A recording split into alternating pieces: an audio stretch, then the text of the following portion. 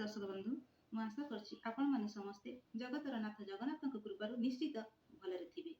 କଥାରେ ଅଛି ରୁଚ ନ ରୁଚ ଖାଅ ପିତା, ବୁଝ ନ ବୁଝ ପଢ଼ ଗୀତା। ତେଣୁକୁ ପ୍ରତିଦିନ ଗୀତା ପଢ଼ିବା ନିହାତି ଜରୁରୀ।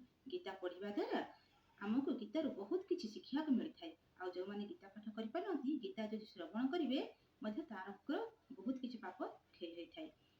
ପ୍ରତିଦିନ ଆମର ନିଜର ଟାଇମ୍ ଅନୁସାରେ ଆମେ ଯେତିକି ପାରିବା 2ଟା ଶ୍ଲୋକ ହଉ 3ଟା ଶ୍ଲୋକ ହଉ ଆମେ ଅଧ୍ୟୟନ କରିବା ନିହାତି ଜରୁରୀ। ଯେଉଁମାନଙ୍କର ସମୟ ହେଉଛି ସେମାନେ ଗୋଟିଏ ଅଧ୍ୟାୟ 2ଟା ଅଧ୍ୟାୟ ମଧ୍ୟ ପାଠ କରିପାରିବେ।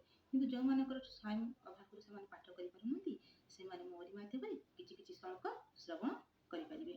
ସେଥିପାଇଁ ସେମାନେ ଆମର ଚ୍ୟାନେଲ୍ ସତ୍ୟରେଖା ଚ୍ୟାନେଲକୁ ସବସ୍କ୍ରାଇବ୍ କରିନିଅନ୍ତୁ। ଚାଲନ୍ତୁ ଏବେ ଆମର ଆରମ୍ଭ କରିବା ଗୀତା ପାଠ। ଓଁ ନମୋ ଭଗବତେ ବାସୁଦେବାୟ। ଆଜି ଆମର ଶ୍ଲୋକ ନମ୍ବର 10ରୁ ଆରମ୍ଭ କରିବା। ଅପର୍ଯ୍ୟାପ୍ତଂ ତଦସ୍କାଂ ବଳଂ ବିଶ୍ୱାଭିରକ୍ଷିତଂ ପ୍ରଜାପ୍ତଂ ତୀଦମେଦେଶଂ ବଳଂ ଭୀମାଭିରକ୍ଷିତଂ। ଭୀଷ୍ମଙ୍କ ଦ୍ୱାରା ରକ୍ଷିତ ଆମର ସୈନ୍ୟବଳ ସଂଖ୍ୟାରେ ବହୁତ ବେଶୀ ହେଲେ ଭୀମଙ୍କ ଦ୍ୱାରା ରକ୍ଷିତ ସେମାନଙ୍କର ସୈନ୍ୟବଳ ମଧ୍ୟ ଯଥେଷ୍ଟ। ଅୟମେଷୁ ଚ ସର୍ବେଷୁ ଯଥାଭାଗମ୍ ଅବସ୍ଥିତଃ ଭୀଷ୍ମମେବାଭିରକ୍ଷନ୍ତୁ ଭବତଂ ସର୍ବ ଏବ ହି।